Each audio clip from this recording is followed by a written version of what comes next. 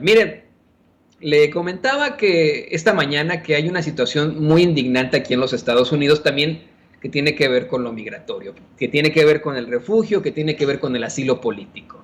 En tiempos de Donald Trump se estableció una política verdaderamente ridícula en la que se exigía que el gobierno de México detuviera a los inmigrantes y estos inmigrantes que solicitan asilo aquí en los Estados Unidos se mantuvieran, pues vamos, en México hasta que el gobierno de Estados Unidos determinara qué iba a ocurrir. Cambia de gobierno, llega Joe Biden y echa para atrás esa determinación.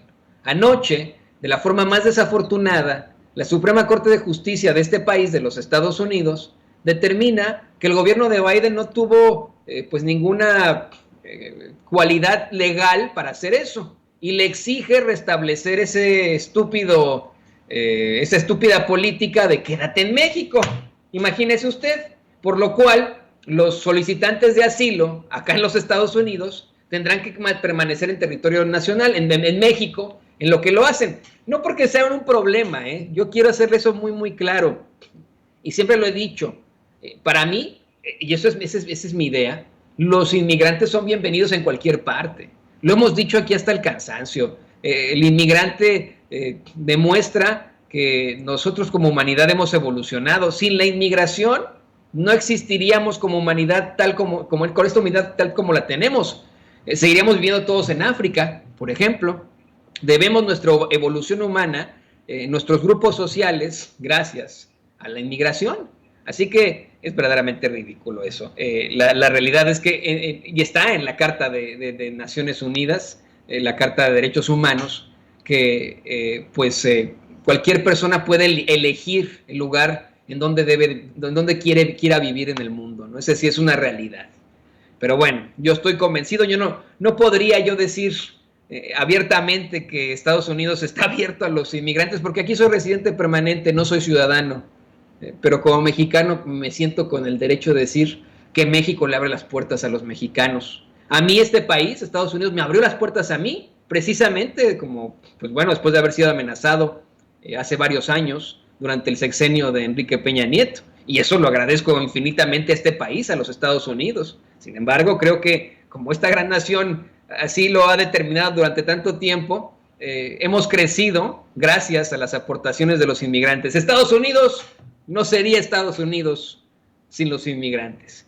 Y por eso le pedí a la doctora Leticia Calderón Chelius que participara hoy con nosotros. Usted ve aquí a la doctora Leticia Calderón Chelius todos los viernes, pero le pedí que participara con nosotros porque desde muy tempranito me mandó un mensaje diciéndome que hay una laguna tal vez ahí en esta determinación de la Suprema Corte de Justicia. La doctora Leticia Calderón Chelius dice que en su tesis, en esta tesis que nos va a plantear en unos momentos más, que México no tiene por qué acatar esta orden de una Suprema Corte, porque ya fue una determinación del pasado. Bueno, es más, ¿para qué se la explico yo? Mejor que nos la explique la misma doctora Leticia Calderón Chelius. Doctora, muy bienvenida a su espacio. Gracias, Toño. Qué gusto poder hablar contigo y con quienes te escuchan, quienes nos escuchan, y bueno, mandarles un saludo afectuoso desde la Ciudad de México. Y efectivamente, ay, Toño, me da muchísima pena, pero te voy a tirar como que un balde de agua fría porque estabas hablando del tema de los afganos y realmente es muy interesante, es importante, es conmovedor incluso, porque todos hemos seguido las noticias y sabemos que hay una situación pues de extrema violencia, sobre todo en términos de pues una guerra tan prolongada y una situación de revancha que puede ser fatal para algunos y de una opresión espeluznante para otros. Y dado eso, pues qué bonito, qué emocionante, así como en la más pura tradición mexicana de asilo, pues que México abra sus puertas. Pero, Toño, aguas, porque la letra es chiquita, tampoco es muy clara.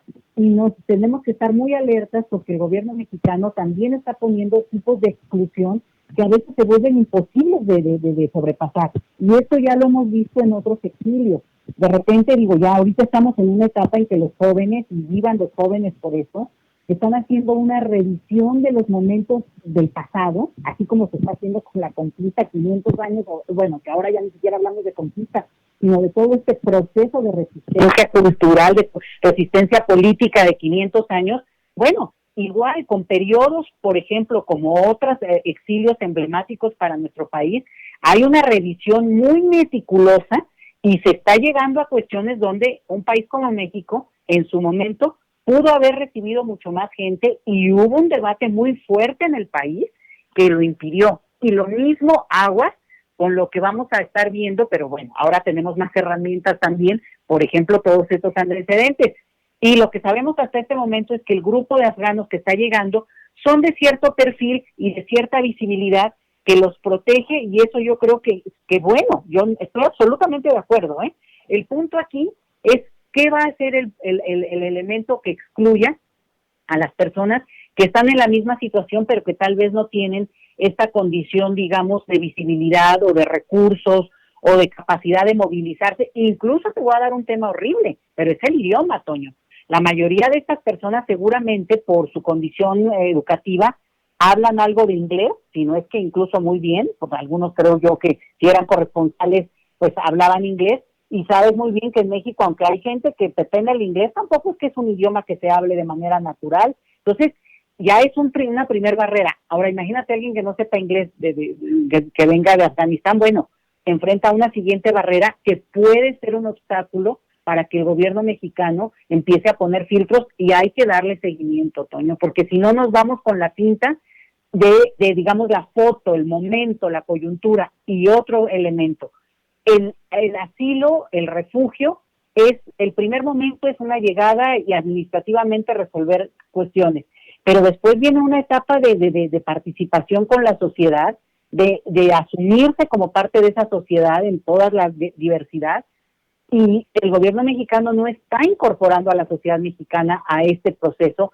no nos está invitando, no nos está haciendo partícipes, y yo creo que esto no es correcto para lo que viene después, Toño. Entonces ahí te la pongo, pero además se suma, y este es exactamente, digamos, el punto que alerta, tiene que ver con que este escenario de lo migratorio es mucho más amplio. Mientras México está abriendo las puertas, insisto, de manera correcta en términos de derecho internacional a un grupo de gente en peligro, bueno, por otro lado está aceptando los vuelos directos de Estados Unidos, de la frontera de Texas sobre todo, a Tapachula, a la parte sur de la frontera mexicana, para que la gente centroamericana que está siendo, y no solo centroamericana, ojo, está siendo deportada a Guatemala. Y ahí podemos discutir muchas cosas, Toño, pero cuando tú haces algo así, esos vuelos, los dejas a la gente en la noche, familias enteras, sin condiciones, en situaciones de peligrosidad, como México tantas veces ha peleado para que eso no pase con nuestros connacionales cuando son deportados a nuestro país. Bueno, primer punto de alerta, Toño, porque eso está pasando hoy en México, por lo menos desde hace 2 o 3 semanas. Entonces, aguas. Y la otra es el tema de un juez que, ya, tú lo dijiste muy bien, bueno, interpone una controversia para decir que como la manera como se cerró el programa de Quédate en México que había puesto Donald Trump, no es correcto y se tiene que reinstrumentar. Bueno, pero aquí cambia la correlación de fuerzas, Toño, porque una cosa es lo que digan en Estados Unidos y cómo se lleven allá, ¿no? Ahora sí que, parafraseando al presidente hoy en la mañana, pues se llevan fuerte. Y entonces un juez le puede decir al presidente de ese país que tiene que restablecer el programa. Pero México es un país soberano, Toño. Y entonces la negociación con México tiene que pasar por una serie de cosas que tienen que ver con que algunos de los solicitantes de asilo que pretenderían que estén en México, pues también son mexicanos. O sea, gente que está huyendo también de condiciones en estados como Michoacán, como Guerrero, como Guanajuato, que la situación es muy difícil y no podemos negarlo, Toño. Entonces, también México no tiene por qué aceptar, como país soberano que es, una instrucción de un juez estadounidense. Puede haber negociaciones y eso es parte de lo que tenemos también que conocer de manera transparente, Toño. Pero no nos pueden decir que como Estados Unidos dice, bueno, pues México tiene ya que acatar. Sí entiendo bien, y yo con esto abro el debate, Toño, que en su momento se aceptó y tiene que ver con que Donald Trump amenazó abiertamente a México. Y en ese sentido, bueno, pues hubo un momento de mucha incertidumbre. El gobierno de México, el actual gobierno de México acababa de tomar el poder y eso llegó a digamos, puso en crisis, puso en jaque todo el proyecto que estaba apenas empezando. Pero hoy la situación cambió, Toño. En Estados Unidos hubo elecciones, hay un gobierno demócrata que respeta a nuestro país. Nosotros hemos respetado a Estados Unidos con el presidente que sea, con su momento Trump, en este momento Biden, y por tanto México sí tiene la capacidad y las condiciones para decir, oye, yo no puedo aceptar ese programa, una por las propias condiciones de nuestro país, pero la otra es que nosotros no obedecemos a órdenes de un juez estadounidense. Y en todo caso, y de últimas, Toño, nosotros podríamos meter una controversia también legal aquí, que en su momento también tendría que dar una opinión para decirle al propio gobierno nuestro, bueno, México no tiene condiciones para aceptar ese tipo de programas que son estadounidenses, no mexicanos, Toño. Por eso necesitamos más doctoras Leticias Calderón Chelius y menos Brenda Lozano en el servicio exterior mexicano. Imagínese usted, si tuviéramos a alguien como la doctora Leticia Calderón Chelius aconsejando este tipo de cosas en la Secretaría de Relaciones Exteriores, otro gallo nos cantara. Y yo no sé, doctora, si el canciller Marcelo Ebrard está enterado de todo esto y vamos, su propuesta, su tesis tiene mucho sentido. Efectivamente, México no tiene por qué asumir la determinación de un juez en los Estados Unidos. Vamos, ni siquiera tiene validez en cuanto a la forma de estratificar la ley en México. En efecto, nosotros tenemos tratados internacionales que podrían estar al mismo nivel de la Constitución, pero en esos tratados internacionales no se incluyen las determinaciones de los jueces de uno o de otro estado. Es decir, un juez podría solicitar una extradición, por ejemplo, ¿no? Podría solicitar información de otro país, de una fiscalía en otro país, pero no puede determinar sobre otro país. Y aquí está la llave para lo que cómo podrían enfrentar esta crisis ahora, el gobierno de México, ahora que la Suprema Corte de Justicia, de mayoría republicana, no se nos olvide, de mayoría conservadora, pues determina de esta forma. Y mira, no se vaya con la finta, no significa que los demócratas, insisto yo con eso, que los demócratas son muy linditos, ayer se reunió Alito Moreno con Joaquín Castro, demócrata, por ejemplo. ¿Qué hizo Joaquín Castro, congresista de los Estados Unidos, que siempre ocupa sus espacios para hablar en español? ¿Qué ha hecho él por los mexicanos? ¿Qué ha hecho él por los hispanos? Pues no, muchas cosas, ¿verdad? Entonces, pues ahí lo tiene. No sé si quiera cerrar usted con algo, doctora. Pues me da mucho gusto que el comentario dé alguna luz distinta, simplemente elementos para acompañar este proceso e incluso yo te diría hasta para fortalecer a nuestro gobierno, porque de repente puede ser que se sientan como que en esta situación donde en una relación tan asimétrica, obviamente, pues México tiene que ceder mucho y tampoco podemos negarnos a eso, Toño, lo entendemos. Pero hay algunas cosas que México sí puede hacer en la soberanía de su territorio, como son de no violar los derechos humanos, ¿verdad? De entrada.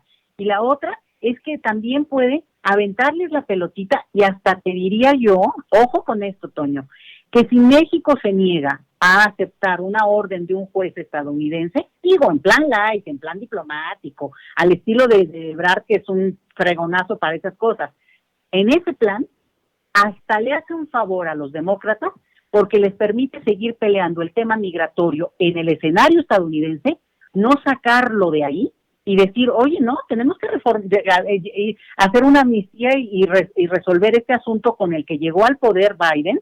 ¿Y por qué? Pues porque no están haciendo caso, vamos, ¿no? O se está delatando mucho este proceso de cooperación y pues no, ¿me entiendes? Hasta le da armas a esta disputa que es de ellos. Bueno, tú porque estás allá, Toño, pero es una disputa que México no tiene por qué hacer suya. Y con eso termino, Toño. Pues, le agradecemos como siempre a la doctora Leticia Calderón Chelius en esta intervención de miércoles, pero la tendremos también el viernes. No se vaya a perder, por favor, a la doctora aquí el viernes para que platiquemos de su columna ¿Por qué no nos adelanta un poquitito, doctora? ¿De qué va su columna este viernes? Cuéntenos. Pues mira, yo creo que voy a retomar este tema, Toño, porque vas a ver que va a ser papa caliente, porque justo es el como el policía bueno, policía malo, ¿no? Por un lado, vengan los afganos, muy bien, repito, pero por el otro tienes, bueno, pues a los haitianos desesperados en la frontera sur de México, y tú puedes decir, y ahora sí que nosotros cómo aparecimos en este escenario. Bueno, pues geografía es destino, Toño, y somos el país frontera del país más rico del planeta, y con eso nos toca y con eso hemos vivido como nación soberana y libre, ¿no? Entonces, yo creo que me voy a ir por ahí, sobre todo porque en el transcurso de la tarde, Marcelo Ebrard va a dar un pronunciamiento al respecto de este tema, y pues nos va a dar para hablarlo mucho, y tampoco ser ingenuos, Toño, porque acompañar y, digamos, y favorecer que avance este tipo de proyectos políticos también tiene que ver con la necesidad de contar con la opinión pública en el sentido de la información que nos brinda, y creo que están siendo muy opacos y no nos están incorporando para saber qué está dispuesto México a jugar y negociar. Y yo creo que es importante, Tom. También, qué bueno que podemos platicar de eso el viernes, y muchísimas gracias como siempre, doctora, por este análisis tan necesario, por esta propuesta. Esperemos que nos estén escuchando en la Secretaría de Relaciones Exteriores. Bueno, pues muchas gracias a ti, Toño. Abrazos también por ahí, y a Ceci un besote también. Sí nos escuchan, constantemente nos escuchan en las dependencias, en la misma Cámara de Diputados, de Senadores, porque buscan escuchar lo que escucha el pueblo, el público consentidor de Sin Censura. Muchas gracias a la doctora Leticia Calderón Chelios. Y vamos